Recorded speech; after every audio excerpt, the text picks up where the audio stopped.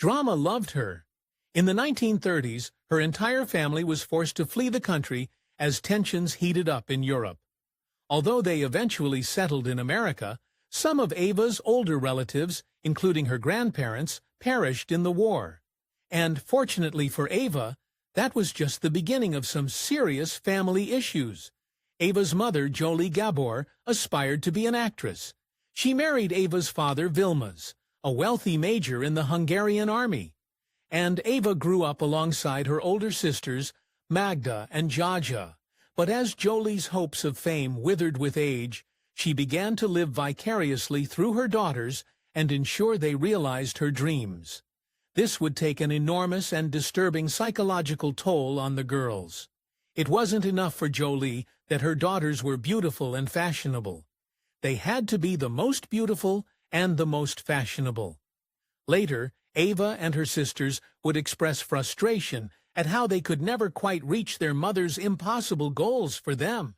Case in point, in Jolie's autobiography, she says that Ava's sister Magda was so very fat as a girl, she was ashamed to be seen with her. But the matriarch's cruel efforts nonetheless yielded results for a time. When Ava was just 18 years old, she caught the eye of Swedish osteopath Dr. Eric Dimmer and soon became his bride. Her marriage coincided with an enormous change. With Dr. Dimmer, Ava became the first for family to emigrate to America, forging a path she hoped would lead to glamour, riches, and fame. And it did. But all that glittered wasn't gold. Ava's marriage to Dimmer was doomed nearly from the start. For one, she later claimed, "I wanted to have babies and lead a simple family life, but my husband objected to me having children." A fundamental incompatibility that they couldn't seem to surmount. As if that weren't enough, Ava's family started to get involved. Shortly after Ava moved to the United States with Dimmer, her middle sister Zsa Zsa followed and moved in with Ava and her husband. It was a total disaster. Zsa Zsa despised her brother-in-law and, in an apparent bid for dominance, even went so far as to take over the main bedroom in the house. This all led to a bizarre choice. In the end, Ava's marriage to Dimmer lasted less than 5 years, and upon filing for divorce, she claimed that she had been exceedingly cruel. But in later years, Ava believed that Zsa Zsa divorced him, not me. As she put it, "She was very strong and I was not. She didn't like my husband and somehow I got divorced." Still, for all that, Ava put Dimmer in the rear view terrifyingly fast. After divorcing her first husband, Ava married for money a little over a year later. Her second husband, Charles Isaacs, was an investment broker. But although Isaacs kept Ava in the luxury she was quickly getting used to, it was just as ill-fated as her first, and they divorced after almost 6 years of marriage. It would not be her last broken union. Upon emigrating to the U.S., Ava began pursuing an acting career. She was, after all, Jolie's daughter. Although she only spoke broken English when she arrived, she managed to snag a deal with Paramount. Unfortunately, this would be only the first phase of an uneasy start. Paramount paid for Ava to take acting lessons with the intention of making her a leading lady. Her first opportunity came in 1941 when she starred in the shoddily produced Force Landing. The film was so bad that Ava would later bitterly refer to it as a B picture, only to those too lazy to go down the alphabet. Her next acting endeavor was something else entirely. Ava managed to secure a small role in the 1957 comedy Don't Go Near the Water, starring Glenn Ford. Set on a Navy ship during World War II, Ava played the shapely and flirtatious Deborah Aldrich. Raunchy even for its time, the movie includes a scene when Ava's character provides a ship with a mascot, a pair of her black lace panties. But true fame was coming for her. Ava landed her best-known role in 1965, playing Lisa Douglas in the rural sitcom Green Acres, starring alongside on-screen husband Eddie Albert. Her character was a city slicker, convinced to leave the rat race and move to a farm in the countryside. This show was a big success, and the world began to know Ava and her strange habits. Ava was a diva through and through, and this included her daily ritual of dousing herself in perfume that could be smelled from far away whenever she walked by. The only problem? A cow known on-screen at Green Acres as Eleanor was apparently allergic to the perfume. How did she discover this? Every time Ava arrived for a day of filming, the cow did number 2. While most characters' backstories on Green Acres were written for the show, the writers decided to base Lisa Douglas's history on Ava's own, likely to justify her Hungarian accent. The show revealed that, like Ava, Lisa was born to a Hungarian army veteran, was one of 3 daughters, and grew up in a middle-class family in Budapest. That wasn't all Ava brought to the table. Ava's character and her on-screen husband were one of the first live-action human couples to be shown sharing a marital bed. Before the 1960s, networks were conservative about even showing that married couples had only one bed, let alone showing them in it together. Leave it to Ava to bring the Vava boom. Still, for all this trailblazing, something was missing. While Ava's performance was praised by critics and viewers alike, she never won an award for her role on Green Acres. In fact, the only award for any acting on the show came in 1967 and was won by none other than Arnold the Piggy, who received the Patsy Award for the best performance by an animal. This led to one nasty rumor. After Green Acres ended, people said that Ava and her castmates had a feast on the final day of filming, where the main course was Arnold the Piggy.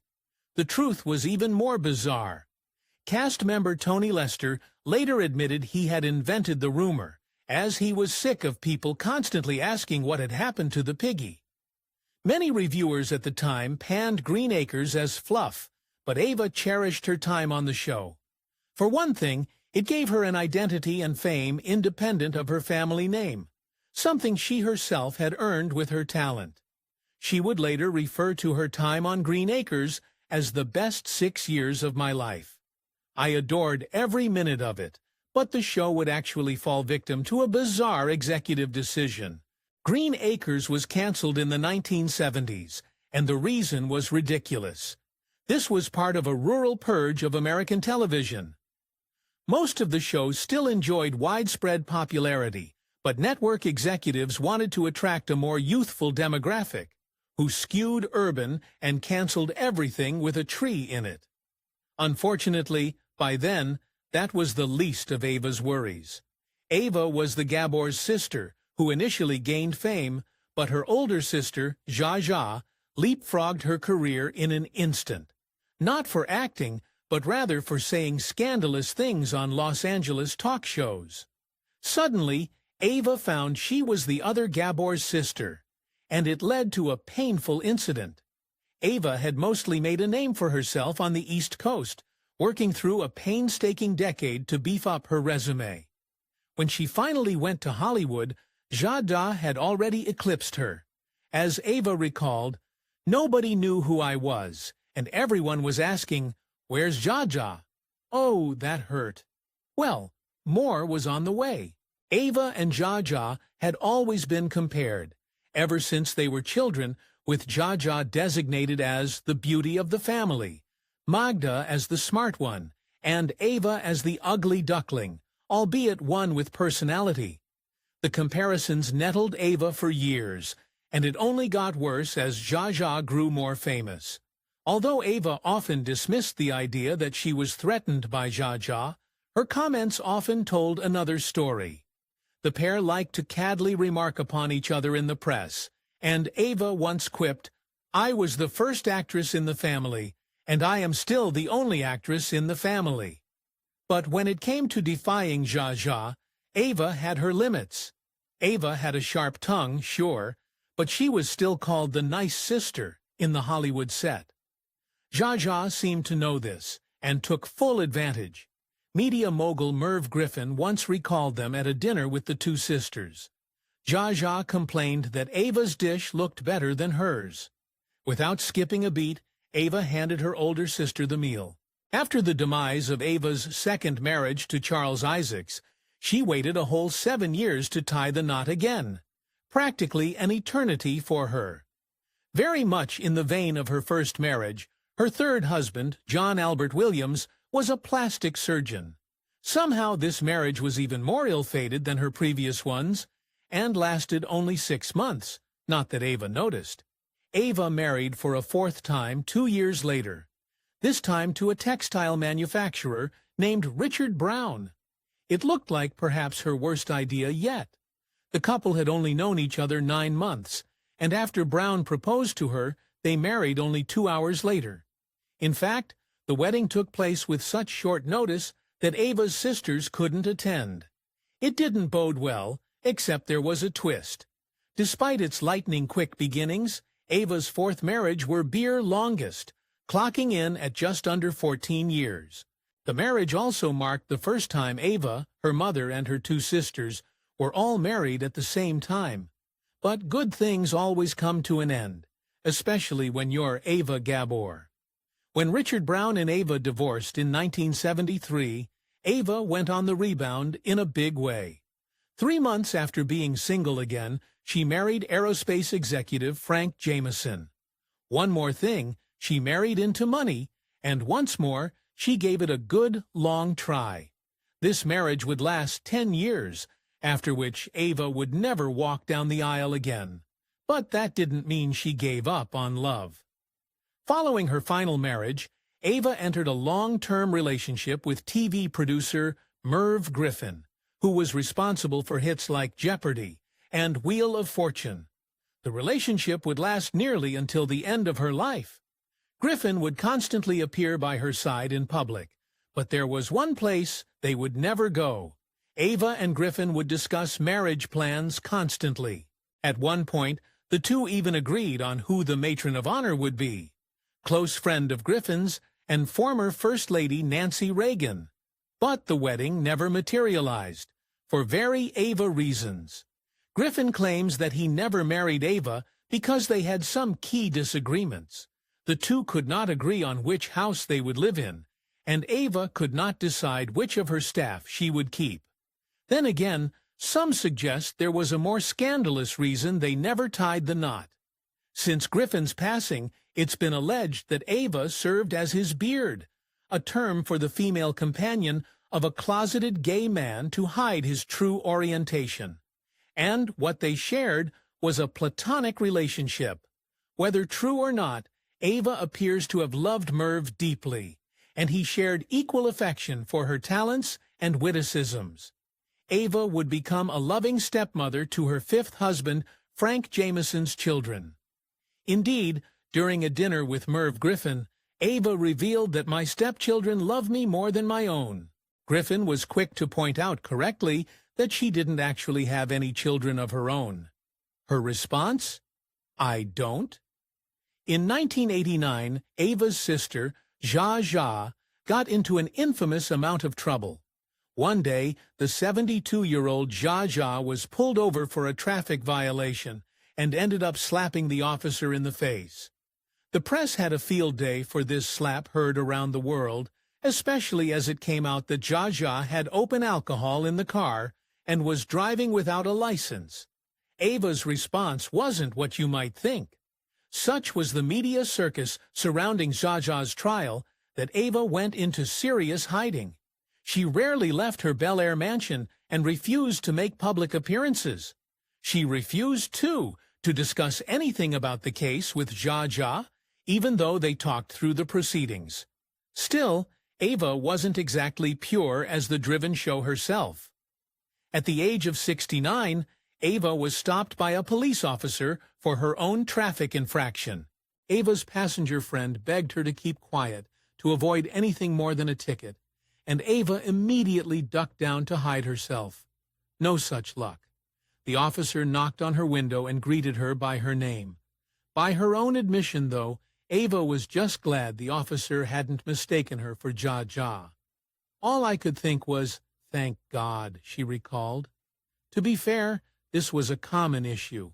Ava and Zsa Zsa looked very alike, and it became a running joke in the media that people couldn't tell them apart.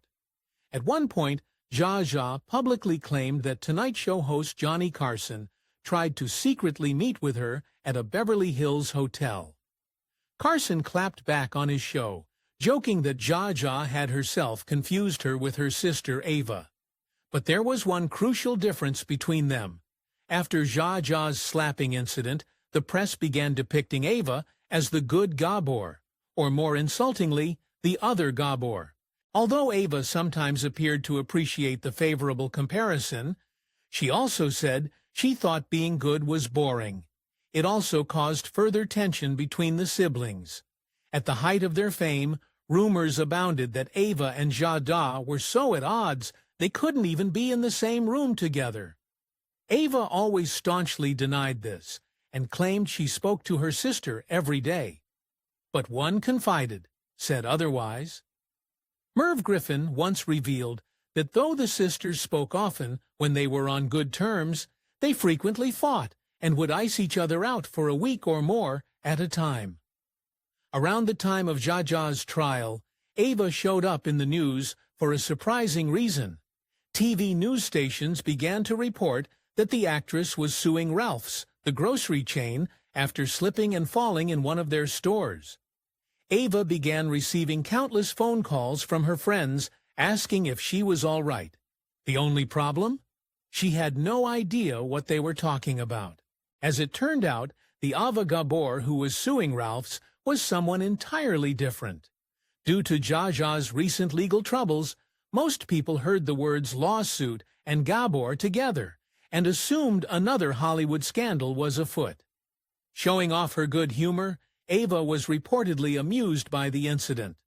Despite spending most of their lives in America, Ava and her sisters never quite lost their Hungarian accents. They became known for their trademark term for everyone they addressed, dazzling, though when their charming Eastern European infection, it always came out as dazzling. Not only was Ava's accent part of her brand, but it was also a source of pride. Ava completely embraced her Hungarian identity, and, in fact, saw it as an asset. Merv Griffin would often lightheartedly suggest she hire a locution teacher to help her sound more American. Ava would flat-out refuse every time, telling him, "Oh, darling, it's my whole life. It's my business." Ava and her sisters have been called the first American celebrities. We take the concept of celebrity for granted today, but in Ava's time, it was a relatively new thing. The Gabors were among the first to have their personal lives observed and remarked upon by gossip columnists. More than their acting or business pursuits, they were the first celebrities to be famous for being famous. Ava made an absolute point never to be seen without her full hair and makeup. This dedication extended to all aspects of Ava's life. She wouldn't even answer her door for a delivery unless she was completely made up. More than that, Merv Griffin claimed that Ava was disgusted with the rise and popularity of the natural look in the 1990s. Ava and her sisters were never open about how old they were, often obscuring or straight-up lying about their birth dates. They did have something of a legitimate reason for this, as Hungarian record-keeping was lax when they were born. Still, Ava, and particularly Zsa Zsa, would constantly pretend they were several years younger than they were. This Gabor tradition of obscuring their age would continue even beyond the grave. Ava's tombstone has no birth date on it. Ava loved animals, and she put her mouth where her money was. In 1969, her dog gave birth to 2 puppies, a male and a female. However, it quickly became clear that the young male pup was not breathing. Ava sprung into action. She grabbed a hose, stuck it down the dog's throat, and resuscitated him. Nursing him back to health, she decided to name the pup Oliver. Between them, the Gabor sisters collected a staggering 20 husbands. Magda married 6 times, and Zsa Zsa, as was her tendency, took the lion's share with 9 husbands. Ava had fewest husbands with only a measly 5, though it was her who famously said marriage was too interesting an experiment to be only tried once or twice. Except it wasn't only marriage she experimented with. Ava was rumored to have had many affairs in her life. Some of these occurred in the periods between her marriages, whereas others may have taken place during those marriages. The actress reportedly seduced the likes of Frank Sinatra, Tyrone Power, and Glenn Ford. In 1966, on an appearance on The Tonight Show starring Jimmy Carson, Ava convinced Carson to take part in a game live on air. To the delight of the audience, that game was Twister. It's said that the segment was single-handedly responsible for saving Twister, which was set to be pulled from the market due to low sales. Although Ava was the youngest of her sisters, she was the first to die. After falling in a bathtub in Mexico while on vacation, she returned to Los Angeles, only to begin suffering from pneumonia. The end came brutally quickly. On Independence Day in 1995, she passed at the age of 76.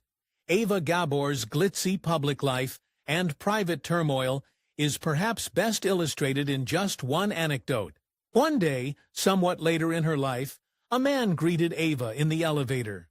"Do I know you?" she asked him. She certainly did. The man was Dr. John Albert Williams. He replied, "I was your third husband." Ava was married 5 times on paper, but she felt the number was closer to 4.5. One of her marriages was, as she would often say, on the rebound. She never specified which husband she was referring to, but we think it's safe to say it was the one she didn't recognize in the elevator. That is going to bring us to the end of the video on Ava Gabor. If you enjoyed the video, leave a like rating, subscribe for more, comment below, and we'll be back with a brand new video on a historical figure very soon.